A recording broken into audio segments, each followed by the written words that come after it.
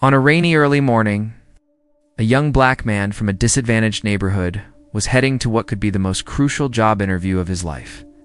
But unexpectedly along the way, he encountered an older gentleman stuck with a flat tire. Even though he realized it might cost him the opportunity, he chose to stop and assist and, as a result, missed the interview. What he didn't realize was that the elderly man was actually a powerful and enigmatic CEO. What followed would alter his life forever. Before we get into this story, let us know where you're watching from. We really enjoy hearing your opinions.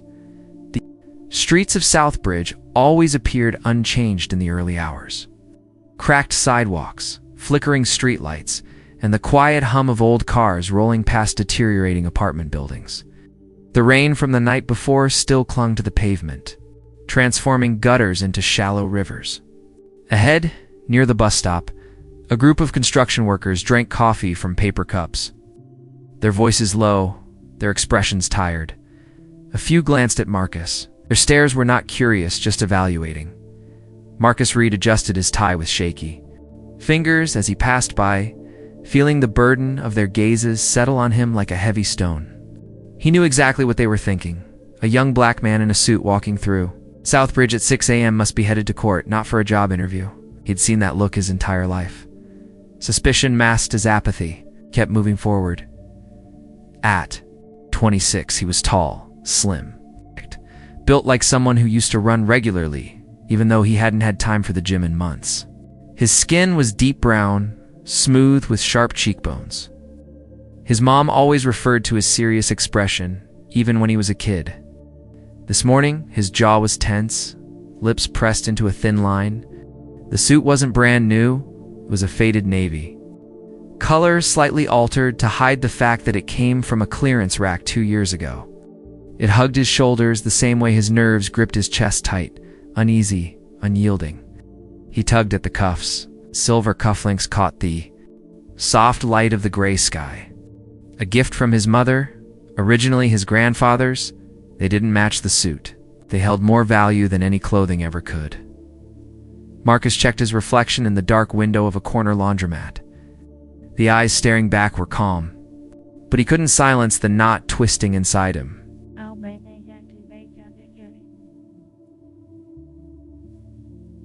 Today wasn't just another interview. It was the interview. Whitmore and Blake Financial Group. Downtown Chicago, glass towers, marble floors. 6-figure salaries, and an unspoken rule. You needed the right background, the right schools, the right families, the right part of town. Marcus came from a public school in Southbridge.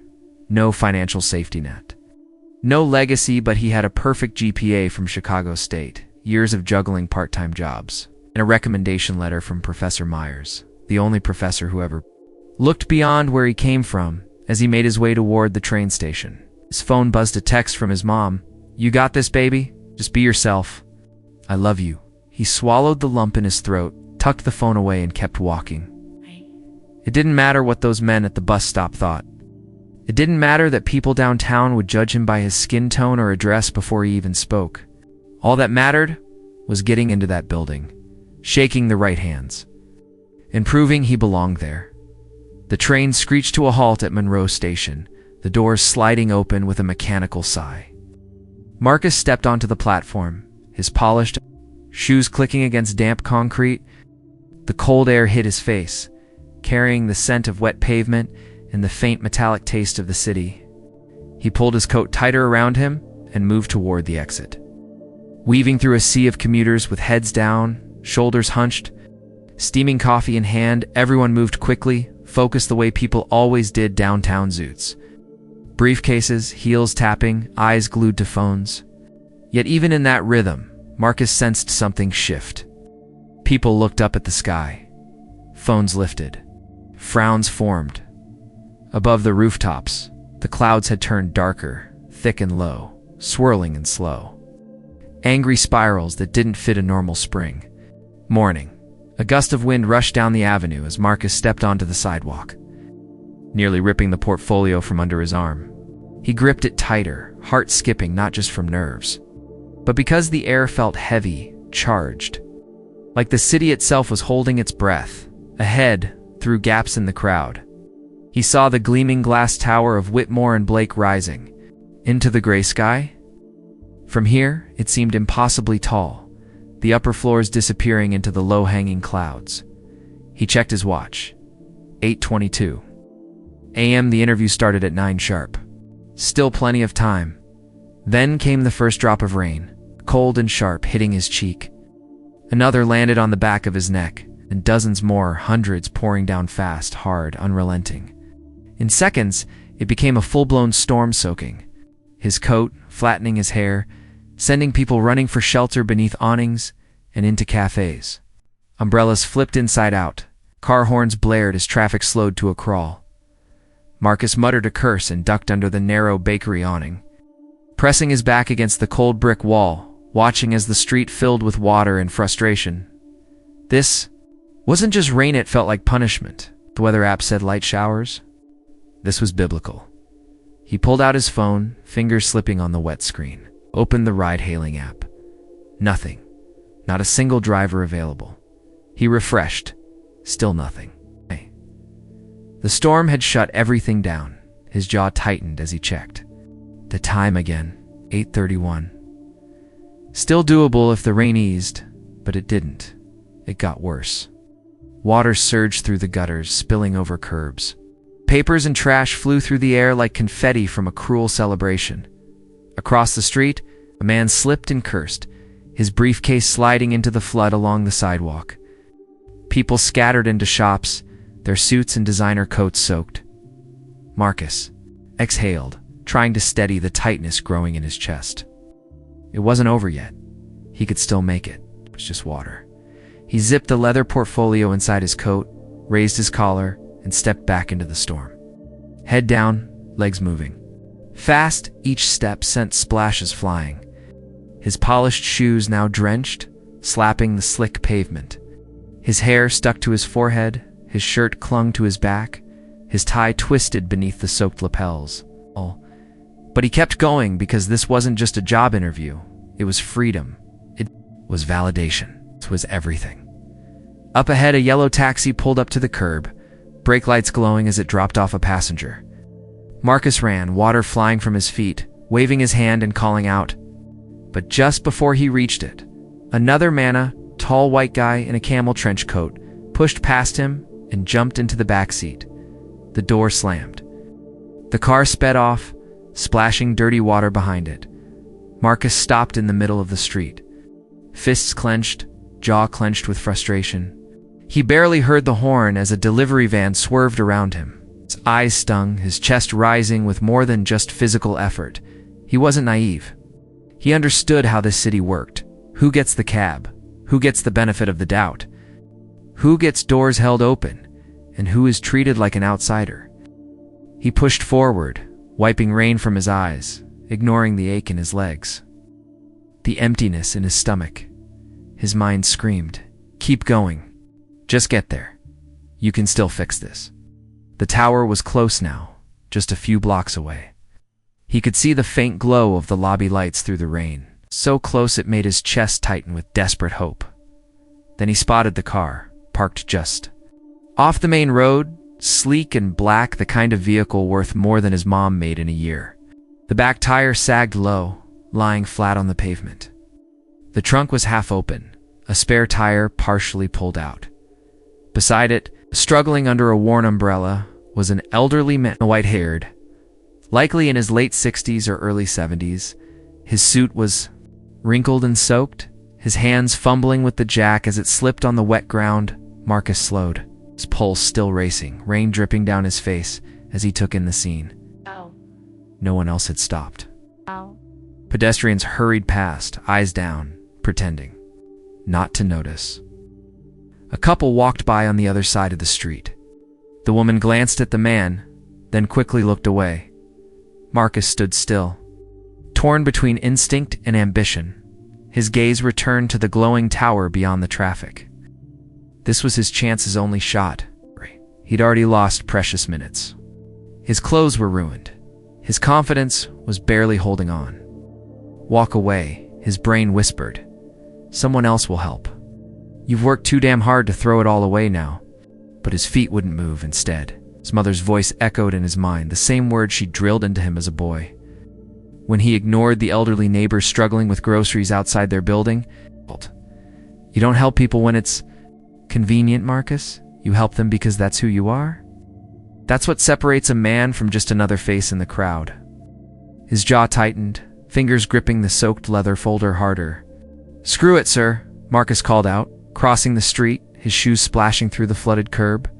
"Let me give you a hand with that." The old man looked up, surprise flashing across his face, rain dripping from the brim of his hat. "I thought I had it," he replied, voice weak with frustration and fatigue. "But this stupid jack keeps sliding because the ground isn't flat." Marcus stepped in gently, placing his portfolio carefully on the back seat, hoping it wouldn't get any worse than it already was. He took off his jacket without hesitation and laid it on the soaked pavement. "You shouldn't be out here in this storm, sir," he said. The old man's eyes softened slightly, the stubborn lines around his mouth relaxing just a little. "The storm surprised me. My driver's out sick. I haven't changed a tire myself in 20 years. Marcus dropped to one knee beside the car, his hands moving with familiar ease as he checked how the jack was positioned and adjusted the angle. The cold metal stung his palms, but instinct kicked in. Summers spent working with his uncle at the auto shop in Southbridge, swapping flats on rusty trucks came rushing back. "You know your way around a wrench," the old man noted, watching him work. Marcus gave a quiet chuckle, tightening the bolts with his fingers.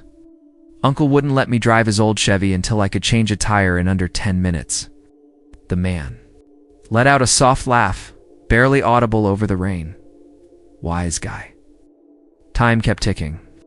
Marcus felt every second slipping away like water down the street, but he didn't rush. He finished the job properly, standing up once the last bolt clicked into place. The older man straightened and extended a hand. "What's your name, son?" "Marcus." "Marcus Reed." The man's eyes flickered for just a moment, a flash of interest. "You're headed somewhere important, aren't you?" Marcus hesitated, wiping grease and rain onto his soaked pants. His pulse pounded in his ears. The interview. The tower. His future. "Yeah," he finally answered, voice steady despite everything. "The most important place I've ever been." The black sedan pulled smoothly up in front of Whitmore and Blake, its glossy paint glistening with rain, the engine humming softly beneath the steady rhythm of drops hitting the windshield. Marcus stared out the window, his heart sinking as he looked at the towering glass building ahead.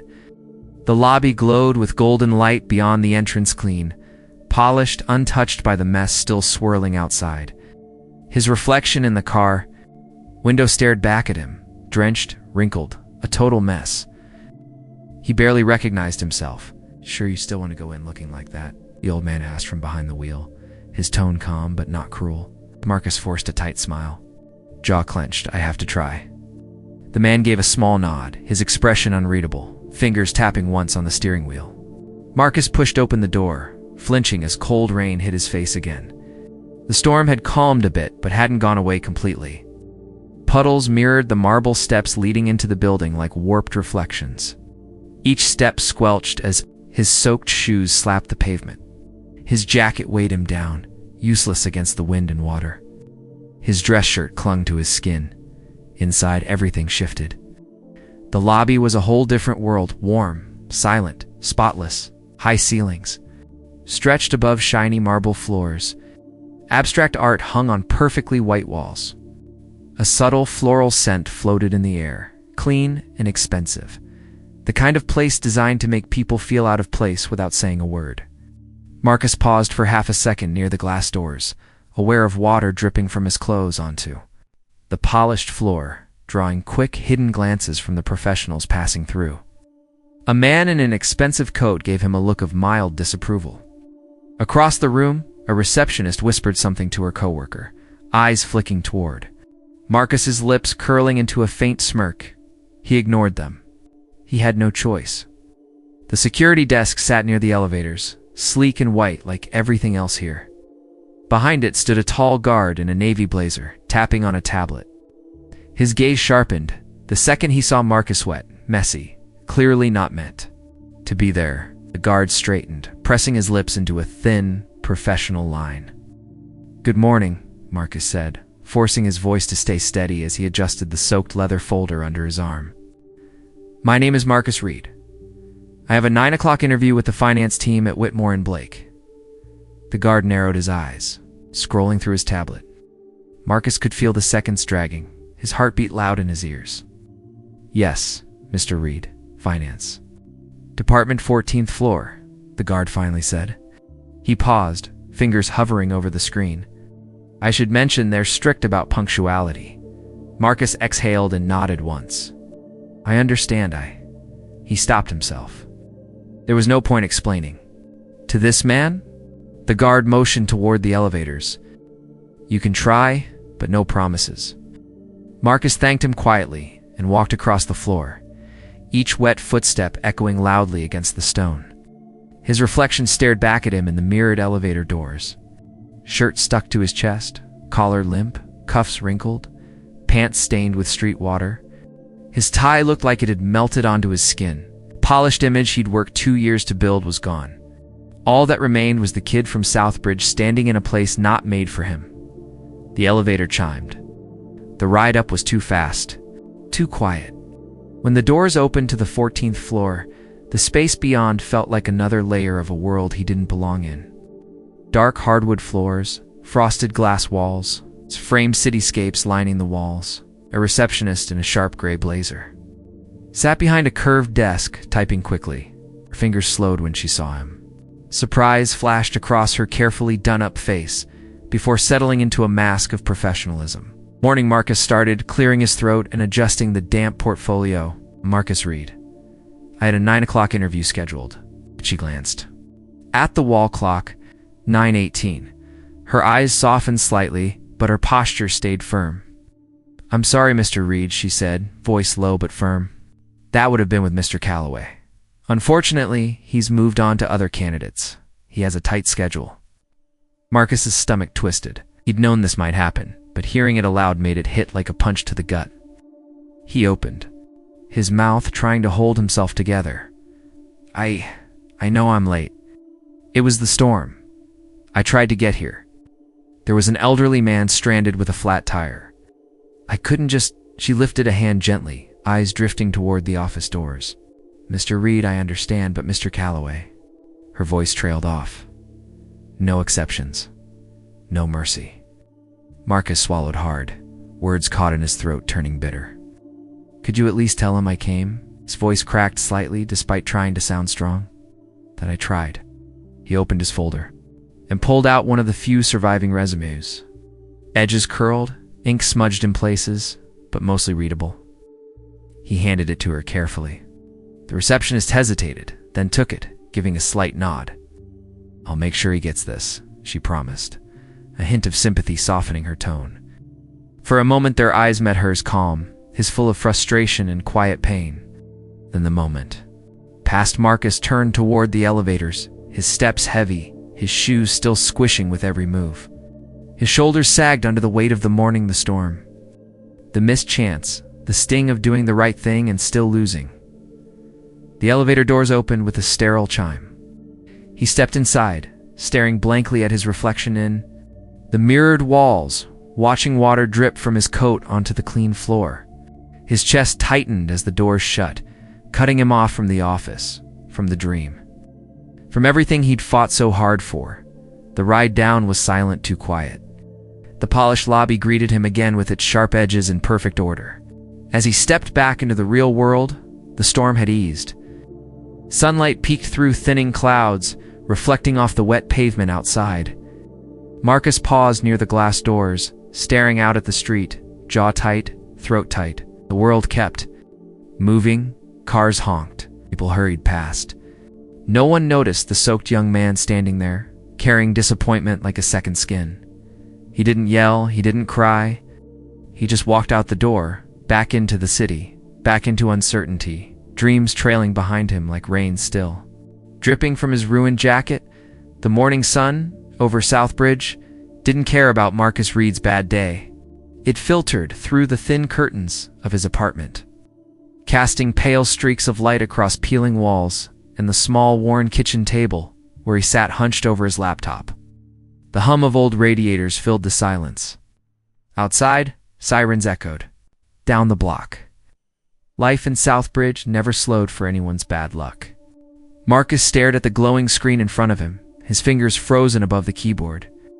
His resume stared back, the blinking cursor a quiet reminder of everything that had gone wrong. The words blurred, and his eyes caught the creases in.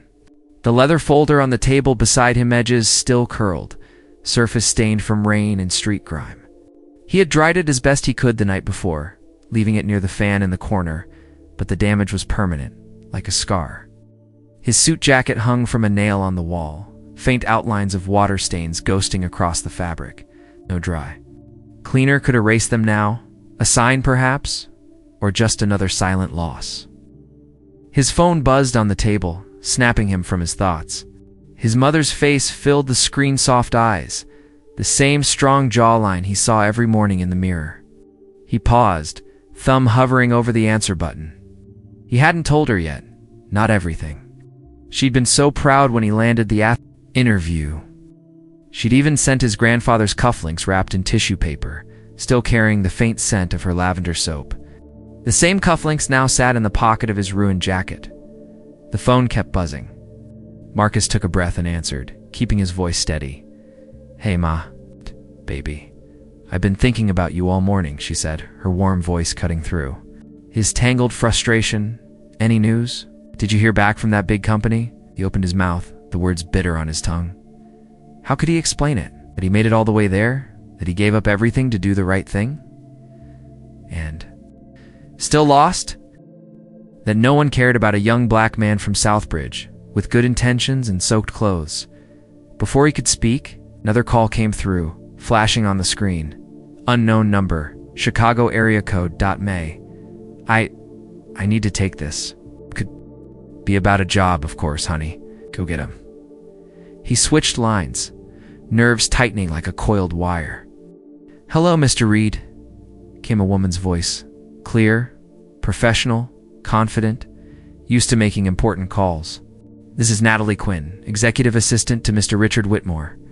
I'm calling on his behalf to invite you to a meeting this afternoon at 2 o'clock, if you're available."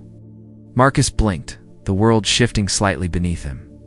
He gripped the phone. Tighter, his mind racing ahead of his voice. "Wait time, sorry. Did you say Mr. Whitmore? Is the CEO?" "Yes, sir." Her tone didn't waver. "The meeting will take place on the executive floor, 82nd level. Would you like directions to the building?" It had to be some mistake, maybe a polite rejection, disguised as an invitation. But there was nothing in her voice to suggest that. Just calm professionalism. If this were the most ordinary request in the world, no. "I know where it is." "Excellent. We look forward to seeing you, Mr. Reed." The line went dead, leaving Marcus frozen. The phone still pressed to his ear. 4A. Moment, all he could hear was the quiet hum of the apartment. The distant sound of a neighbor's TV. Way, and the pounding rhythm of his own heartbeat. He slowly placed the phone down, eyes locked on the leather portfolio. This couldn't be happening, Marcus. Shot up from the chair, nearly knocking over his coffee mug.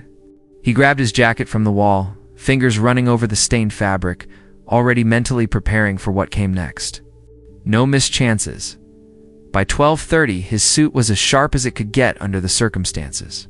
His shoes, though damaged by the storm, gleamed faintly after nearly an hour of polishing, as if he were scrubbing away the memory of soaked sidewalks and the humiliation in that marble lobby. The cufflinks clicked into place at his wrists. Simple. Silver catching the light softly as he straightened his sleeves. At exactly 1:17 p.m., the yellow cab pulled up in front of the gleaming Whitmore and Blake Tower.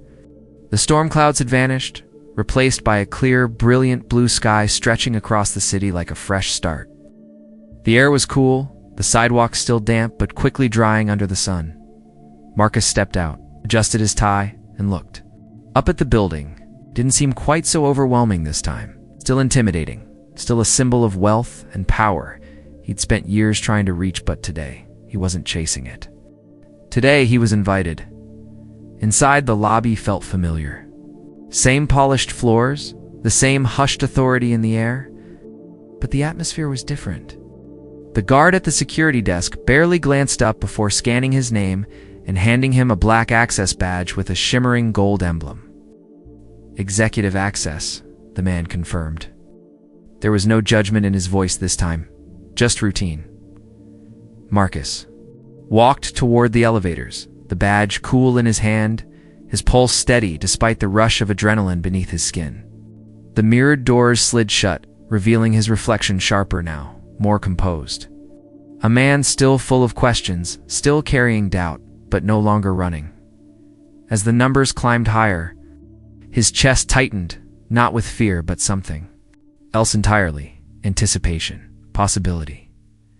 At 82 floors up, the doors opened to a completely different world. Floor-to-ceiling windows lined the hallway, flooding the space with sunlight and offering views of clean lines. Elegant furniture, carefully chosen artwork likely worth more than his entire neighborhood. A woman in a navy suit approached with the quiet confidence of someone who belonged. Her smile was professional, but not cold. "Mr. Reed, I'm Natalie Quinn. We spoke earlier." "Yeah." Marcus replied, voice steady despite the quiet energy pulsing inside him. "We did. Mr. Whitmore will see you shortly. Can I get you anything while you wait? Coffee? Water?" "Water's fine, thank you." Natalie returned quickly with a crystal glass pristine, sparkling in the sunlight. She gestured toward the tall double doors at the end of the hall. "When he's ready, I'll let you know. Make yourself comfortable, Marcus." Sat, glass in hand, eyes fixed on the doors between him and whatever answers waited beyond. His breathing slowed, each breath deeper, controlled. He didn't know why this was happening. He didn't know what lay behind those doors. But for the first time in days, a quiet, cautious hope began to rise slow, steady. Undeniable, the doors clicked open with a soft, deliberate sound that carried more weight than it should have. Natalie stepped aside slightly, her voice low but firm. "Mr. Whitmore will see you now." Marcus stood, the badge cooled against his chest, fingers briefly tightening around the leather portfolio. He exhaled slowly and stepped forward, each step measured despite the quiet thud of his heartbeat in his ears. The office beyond wasn't what he expected, not overly luxurious or dripping in luxury. It was large, yes, but understated floor, dashed to ceiling. Windows framed the vast skyline of Chicago below, with towers rising into the clear afternoon sky. The furniture was sleek, dark wood, leather, and marble each piece, elegant, costly, and understated.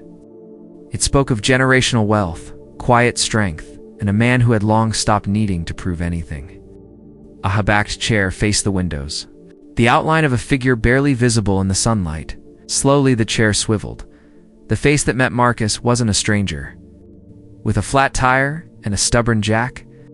But here, in this space, he looked different, not frail or frustrated.